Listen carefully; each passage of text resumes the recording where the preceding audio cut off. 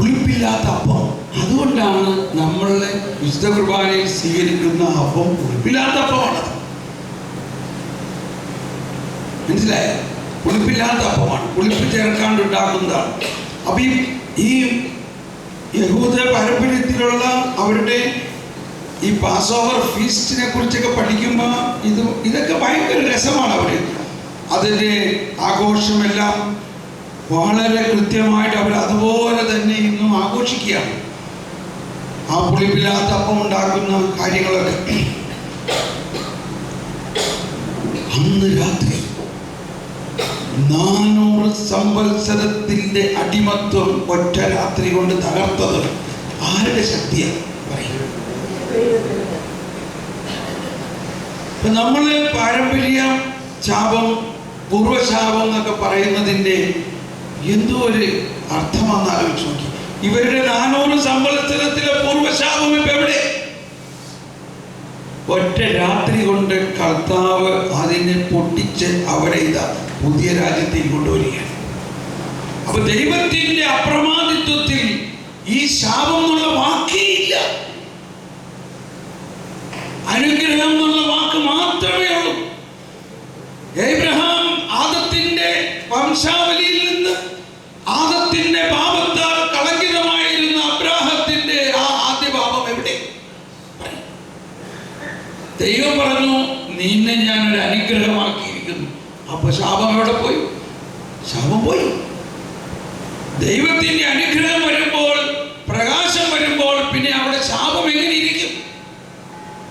ഇന്നും നമ്മൾ ആ ശാപത്തിൽ വിശ്വസിക്കുന്നവരാണെങ്കിൽ നമ്മൾ ക്രിസ്തുവിൻ്റെതല്ല. ക്രിസ്തു പിന്നെ എന്താ ചെയ്തത് പറയും? യേശു ക്രിസ്തു എന്ത് ചെയ്തു? യേശു ക്രിസ്തുവിൽ വിശ്വസിക്കുന്നതിലൂടെ നമുക്ക് എന്ത് കിട്ടി? ഇന്നും നമ്മൾ ആ പൂർവ്വശാപവും നമ്മുടെ പേരിൽ ഉണ്ടെന്ന് വിശ്വസിക്കുകയാണെങ്കിൽ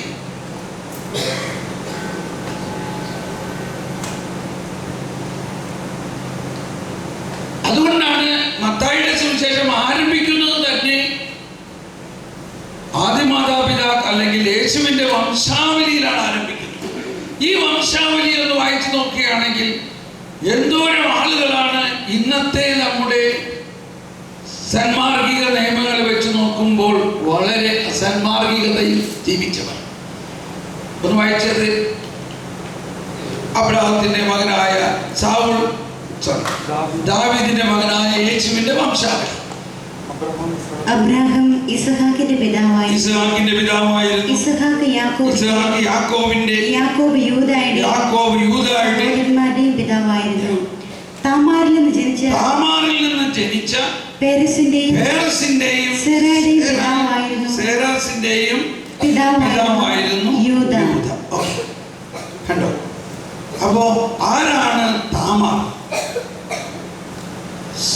പേരസിന്റെയും താമാറിൽ നിന്ന് ജനിച്ച പേരസിന്റെയും സേറായുടെയും പിതാവായിരുന്നു യൂദ. അപ്പൊ താമാർ യൂദായുടെ ഭാര്യയായിരുന്നു? അല്ല. താമാർ ആരായിരുന്നു? താമാർ യൂദായുടെ മരുമകളായിരുന്നു. യൂദായുടെ മകൻ മരിച്ചു, താമാർ വിധവയായി. അന്നത്തെ ചട്ടമനുസരിച്ച് അടുത്ത മകനെ കൊണ്ട് താമാറിനെ കല്യാണം കഴിപ്പിക്കേണ്ടതായിരുന്നു. പക്ഷെ യൂദ അത് ചെയ്യാതെ വിധവയായ താമാറിനെ വീട്ടിലേക്ക് അയച്ചു. ഇത് താമാറിന് ഭയങ്കര പ്രയാസമായി.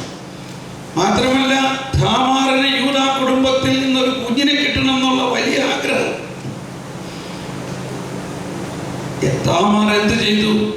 യൂദ ആ വഴിയെ ആടിന് രോമം കത്തിരിക്കാൻ കൊണ്ടുപോകുന്നു എന്നറിഞ്ഞ് താമാർ ഒരു വേശ്യയുടെ വേഷം കെട്ടി വഴിവെക്കിനിരുന്നു. യൂദ പോകുന്ന സമയത്ത് നോക്കിയപ്പോൾ അവിടെ ഒരു പെണ്ണ് വഴിവെക്കിൽ ആളുകളെ നോക്കി. ആ വേഷം കെട്ടിയാൽ അതിൻ്റെ ചിഹ്നം അതാണർത്ഥം.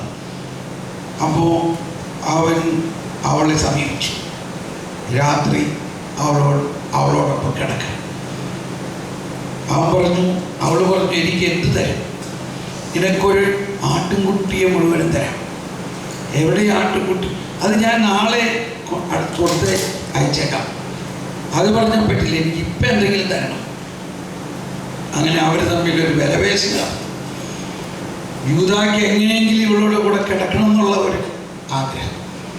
യൂദ പറഞ്ഞു, ഇപ്പൊ തൽക്കാലം എൻ്റെ മുദ്ര ഞാൻ പണയം വയ്ക്കാം. നാളെ ആട്ടുകുഞ്ഞിനെ കൊടുത്തു വിടുമ്പോൾ നീ ഈ മോതിരം മടക്കി കൊടുത്തേക്കണം, ഈ വടിയും വെച്ചോളാം. അങ്ങനെ അന്ന് രാത്രി യൂദ താമാറിൻ്റെ കൂടെ കിടന്നു. പിറ്റേ ദിവസം യൂദ ഒരു സേവകന്റെ അടുത്ത് ആടിനെ കൊടുത്തു വിട്ടിട്ട് പറഞ്ഞു, അവിടെ ഇങ്ങനെ സ്ഥലത്ത് ഒരു വേശ്യയുണ്ട്, അവളോട് ചെന്ന് നീ ഇത് കൊടുത്ത് ആ ഇത് കഴിച്ചോട്ടെ. അവനോട് ചെന്നപ്പോൾ ആ നാട്ടുകാരെ പറയാൻ, ഇവിടെ അങ്ങനെ ഒരു ആളില്ല. കുറച്ചു നാൾ കഴിഞ്ഞപ്പോൾ യൂദ കേൾക്കുകയാണ് തൻ്റെ വിധവയായ മരുമകൾ ഗർഭിണിയാണ്. യൂദായ്ക്ക് വന്ന് ദേഷ്യം. യൂദ പറഞ്ഞു, അവളെ പോയി കൊന്നുകളയുക. ആളയച്ചു. യൂദായുടെ ആളുകൾ അവളെ കൊല്ലാൻ വന്നപ്പോൾ അവൾ പറഞ്ഞു, ക്ഷമിക്കണം, നിങ്ങൾ ഈ അടയാളം യൂദായ്ക്ക് കൊണ്ടുപോയി കൊടുക്കുക. ഈ ആളിൽ നിന്നാണ് ഞാൻ ഗർഭിണിയായിരിക്കുന്നതെന്ന് അപ്പോൾ അയാൾ മനസ്സിലാക്കി. അങ്ങനെ യൂദായ്ക്ക് ആ മോതിരവും വടിയും കിട്ടിയപ്പോൾ കണ്ടപ്പോഴാണ് കാര്യം മനസ്സിലായത്. ഇത് യൂദായുടെ തന്നെ മക്കളാണ്, ഗർഭമാണ്. അങ്ങനെ താമാറിനെ വീട്ടിൽ കൊണ്ടുവന്ന് വെച്ചു. അങ്ങനെ താമാറിൽ നിന്നുണ്ടായ 2 മക്കളാണ് സേറായും എന്താ പേര്, പേരസ്. അവർ യേശുവിൻ്റെ വംശാവലിയാണിത്. അതിനുശേഷം നോക്കുകയാണെങ്കിൽ റാഹാബ് എന്ന ഒരു പ്രോസ്റ്റിറ്റ്യൂട്ടിൽ നിന്നാണ് അടുത്ത കുറച്ച് പേരുണ്ടായത്. അതിനുശേഷം 6-ാമത്തെ വചനത്തിൽ പറയുകയാണ് സോളമന്റെ കാര്യം. ദാവീദിന് ഊറിയായുടെ ഭാര്യയിൽ ഉണ്ടായ മകനാണ് സോളമൻ. വായിച്ചത്, ദാവീദ് ഊറിയായുടെ ഭാര്യയിൽ നിന്ന് ജനിച്ച സോളമന്റെ പിതാവായിരുന്നു. സോളമൻ റഹോബോവാമിന്റെയും റഹോബോവാം അബിയായുടെയും അബിയ ആസായുടെയും പിതാവായിരുന്നു. കണ്ടോ? അപ്പോ യേശുവിന്റെ വംശാവലി ദാവീദിന്റെ മകനായ യേശു എന്ന് പറയുമ്പോൾ ദാവീദിന് ഊറിയായുടെ ഭാര്യയിലുണ്ടായ മകനാണ് സോളമൻ. ആ സോളമനിലാണ് വംശാവലി തുടരുന്നത്.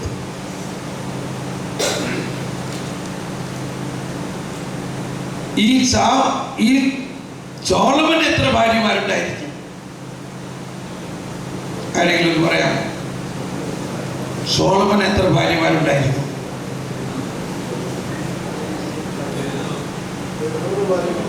700 ഭാര്യമാരും 300 ഉപഭാര്യമാരും, അങ്ങനെ ടോട്ടൽ 1000 പേര്. അപ്പൊ ഇതെല്ലാം പറയുമ്പോൾ നമ്മൾ ഇതിനെക്കുറിച്ച് മനസ്സിലാക്കേണ്ടത് ദൈവത്തിൻ്റെ ആ കരുണയുടെ വലിയ പ്രവർത്തനത്തെ കുറിച്ചാണ്.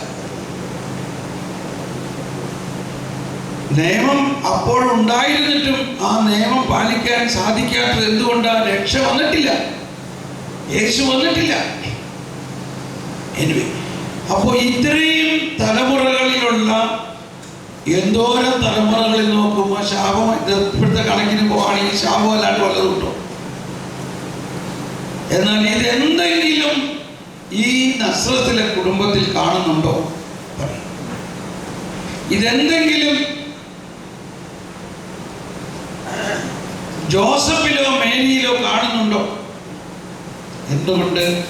രക്ഷാകര പദ്ധതി എന്ന് പറയുന്നത് തന്നെ തലമുറകളായിട്ടുള്ള ഈ പാപത്തെയും പാപത്തിൻ്റെ പരിണത ഫലങ്ങളെയും പരിഹരിച്ച് പുതിയ സൃഷ്ടി ഉണ്ടാക്കുക എന്നുള്ളതാണ് രക്ഷാകര പദ്ധതി. അതാണ് അബ്രാഹാം മുതൽ നമ്മൾ കാണുന്നത്.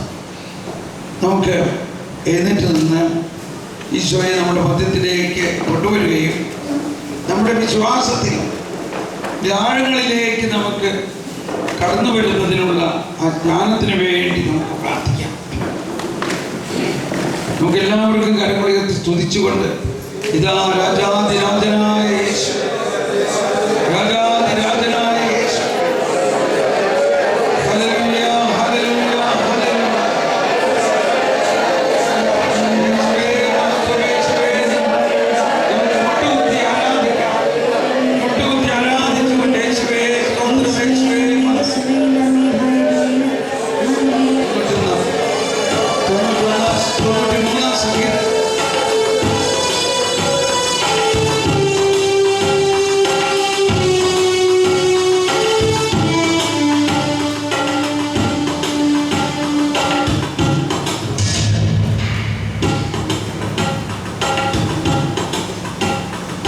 നമുക്ക് 93-ാം സങ്കീർത്തനം പാടിക്കൊണ്ട് കർത്താവിനെ ആരാധിച്ച് വണങ്ങി ആ വിസ്മയനീയത നമ്മുടെ ആത്മാവുമായിട്ട് ലയിപ്പിക്കാം. യെസ്.